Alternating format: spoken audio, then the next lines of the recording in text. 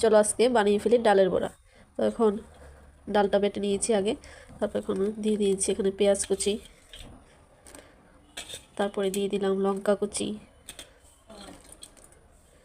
তারপরে একটু হলুদ দিয়ে দিচ্ছি, পরিমাণ মতো একটু হলুদ দিয়ে দেবে সবাই, তারপরে লবণ দিয়ে দেবে সবাই পরিমাণ মতো, যে যতটুকু খাও।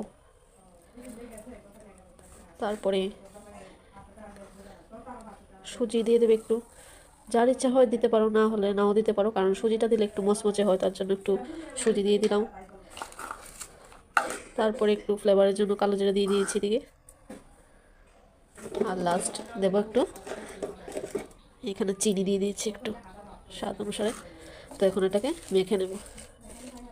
এই যে মাখা এখন কমপ্লিট হয়ে গেছে, এখন দিয়ে দেব।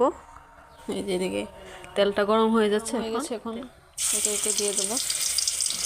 এই যে এদিকে মোচমোচে ডালের বড়া রেডি। সো টাটা, আবার নেক্সট ব্লগে দেখা হবে।